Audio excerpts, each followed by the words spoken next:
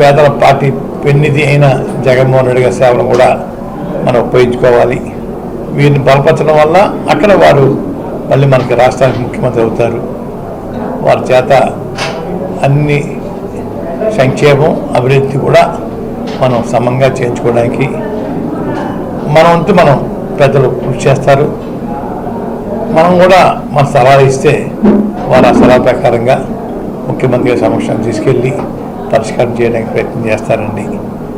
ఈరోజు పేదవారు 5 వేలతో అన్నం తిన్నారంటే అది ముఖ్యమంత్రి గారి దయ.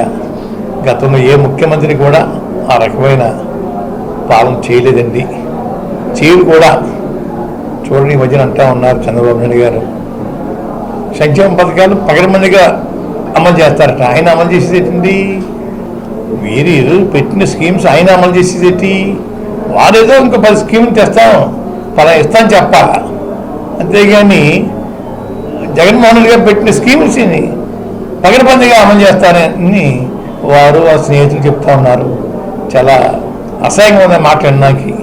అయ్యా, మీ అంతా మీరు ఏం చేర్చుకున్నారో, గతంలో ఏం చేశారో, పేదవారికి అన్నం తినే కార్యక్రమాన్ని ఏమన్నా బాధ్యత ఇస్తున్నారు గతంలో అయ్యా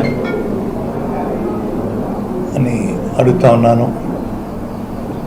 అబద్ధాలు చెప్పొద్దు. ముఖ్యమంత్రి చంద్రబాబు నాయుడు గారు గతంలో పరిపాలన చేశారు. అబద్ధాలు చెప్పొద్దు, నిజాలు మాట్లాడండి. ఆవేశం తెచ్చుకోకండి. ఎందుకు ఆవేశం తెచ్చుకోవాలా? ఈ రాష్ట్రం మీ ఎస్టేట్ కాదే, మీ జాగీర్ కాదే. ఒక ఛాన్స్ ఇచ్చాం. ఏంటి ఛాన్స్? జగన్మోహన్ రెడ్డి గారు ఛాన్స్ మీరు ఇచ్చారా? ప్రజలు ఇచ్చారు ఛాన్స్. ఆయనకి ప్రజలు ఇచ్చారు వారి ఛాన్స్ పరిపాలన చేయమని. మంచిగా పరిపాలన చేస్తున్నాయి కాబట్టి ఇంకోసారి ఏమని అడుగుతున్నాం. దానికోసం ఊరికే గజిబిజి అయిపోయి అబద్ధాలు ఆవేశాలు తెచ్చేసుకుని దింపేయాలని చూస్తూ ఉన్నారే.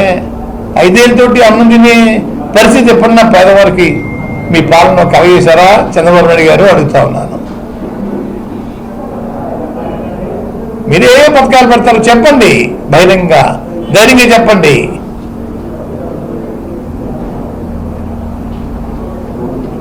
ప్రజలను కోరుకుంటా ఉన్నాను. జగన్మోహన్ రెడ్డి గారు మనం ముఖ్యమంత్రి చేయాలి. మనం చేసి రాష్ట్రాన్ని రామరాజ్యం చేసుకోవాలి.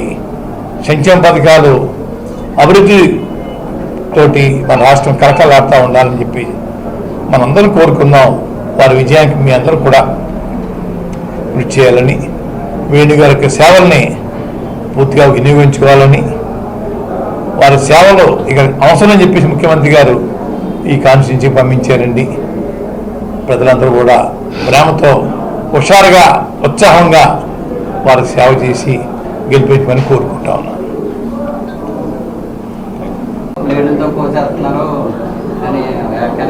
సార్, కార్యకర్తని దగ్గర చేరనివ్వకుండా ఉండడం కోసం బౌన్సులు పెట్టుకున్నారు సార్. ఒక బౌన్సులకి 50,000 రూపాయలు జీతాలు సార్. అయ్యా 3 షిఫ్ట్ సార్, 8 hours ఒక షిఫ్ట్. అయ్యా వారి మీద ఏక వాడకూడదు. అయ్యా మట్టి పడకూడదు, ఓ మనిషి ముట్టుకోకూడదు, ఓ మనిషి సెకండ్ ఇవ్వకూడదు. ఇవి అన్నీ ఆపుకోవడం కోసం వారు పెట్టుకొని ఏదో బ్లేడ్ బ్యాచ్ ఏంటండి?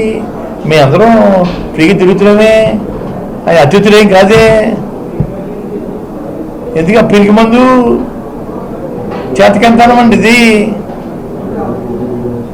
బ్లేడ్ బ్యాచ్ వచ్చేస్తుందా? దానికోసం బ్యాచ్ ఎందుకంటే బ్లేడ్ బ్యాచ్ వచ్చేసినప్పుడు ఈ రాజకీయాలు రావడం మానేయండి. ఎందుకు రాజకీయాలు రావడం? ప్రజలు ముట్టుకోకూడదు, అంటుకోకూడదు.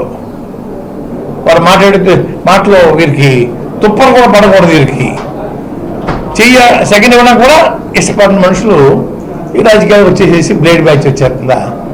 ఏం మాటలు సార్? వారి స్థాయి తగ్గ మాటలు కాదని చెప్పండి సార్. ఓకే సార్, నమస్తే.